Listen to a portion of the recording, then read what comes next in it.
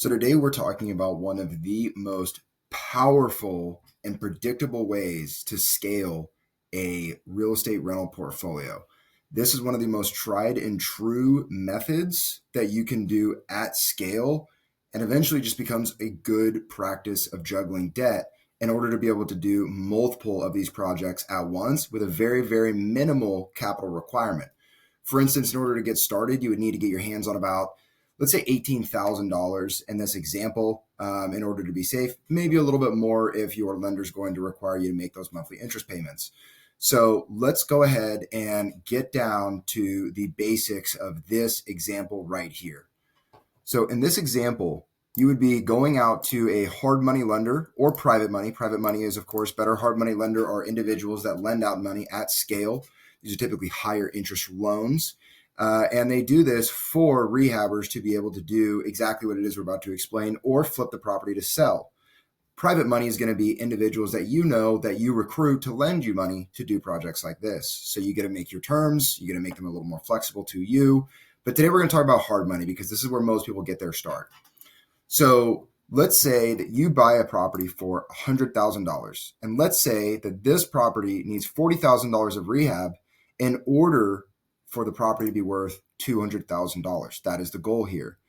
Now it's going to take you 3 months to renovate this property.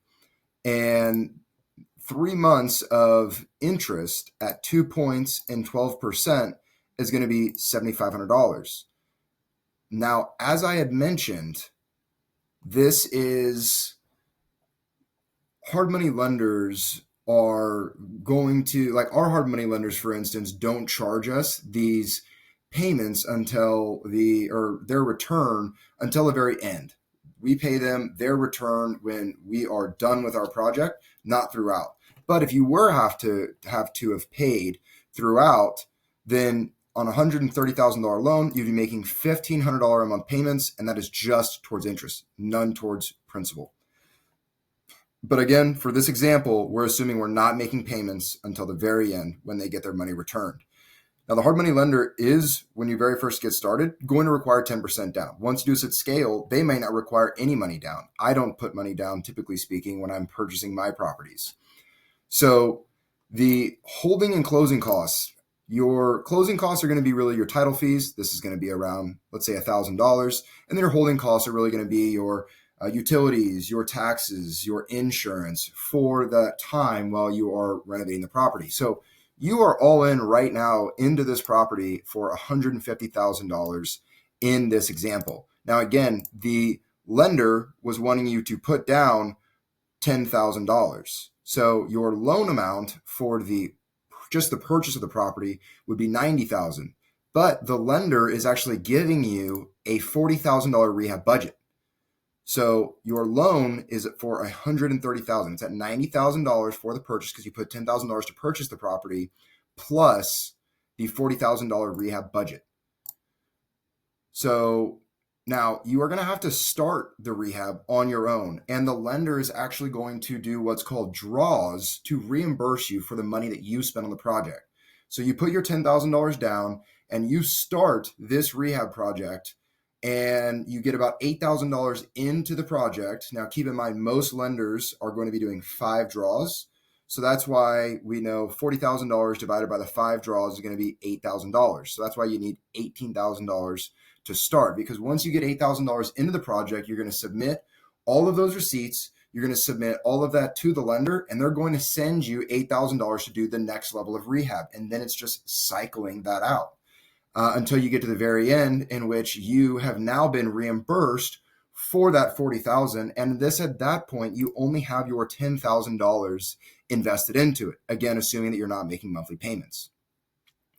So again, we were shooting for this property to be worth $200,000. So let's say 3 months has gone by.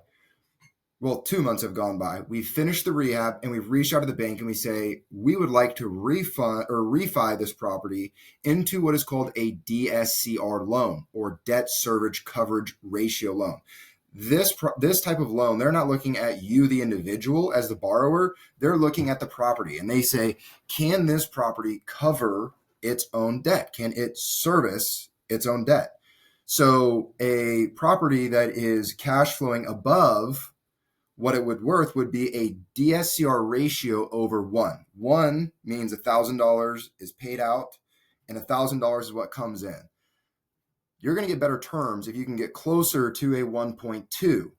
But in order for the property to appraise, it will need to be a 1.1. So not only does this property have to appraise value-wise, but it now also has to meet the requirement of covering its own debt. So that's why the Brrr is buy, rent, or buy, rehab, renovate, and refinance the property. And the refinance and the renting can be flip-flop, because if you have a lease, you can actually use that rental rate, and the appraiser isn't going to go ahead and use the rental rate that they appraise that they think it would be. So the bank, after they look at it and they say, hey, we think the property is worth $200,000, we're willing to give you 75% loan to value of that property. So they're willing to give you $150,000. Well, there's already someone else needing to get paid off on this property for $137,500, because remember, you borrowed $130,000 and we didn't make any payments. So that lender is owed $7,500. Therefore, that is what the payoff amount is. Now, you will have closing costs. This is going to be title fees plus 1 point going to the lender doing all of this work. 1 point is going to be 1% of the loan amount, or $1,500. So you have your title fees of about $1,000 and then the $1,500, meaning that you take $150 minus your now payoff and closing costs of $140, and you are actually getting $10,000 returned. Now, keep in mind, you already got paid back all of your money for the rehab, so you only have $10,000 essentially left in the deal. So you got your original investment back in hand, and your only out-of-pocket expense so far has been your actual holding and closing costs of $2,500. So let's go ahead and figure out what it looks like after the fact, because now you own this property. The principal and interest on a 7% loan, which is what we're seeing interest rates at right now, on a $150,000 over 30 years is going to be $998.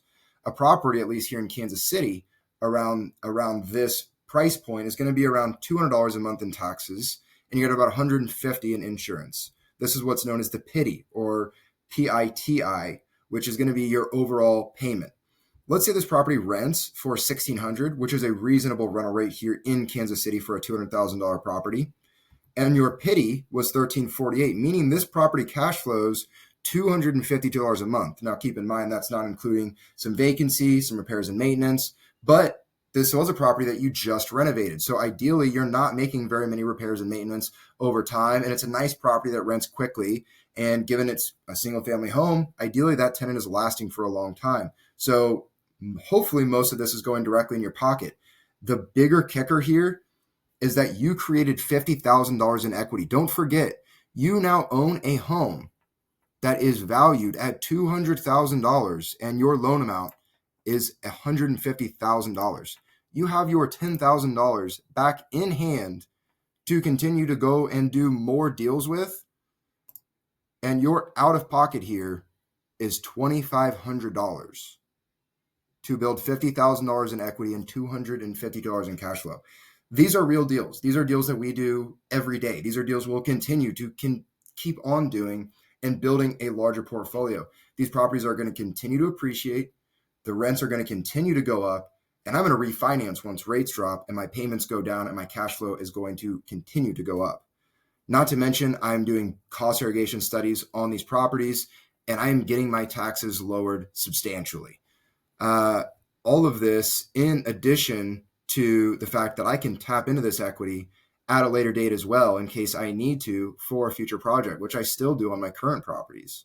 So this is one of the best tools in order for someone to get into real estate. This is how I, with about $10,000 and a business partner, managed to, as a 26-year-old, start buying up houses, and have now managed to grow up to 19 doors, is utilizing this method along with some creative finance methods.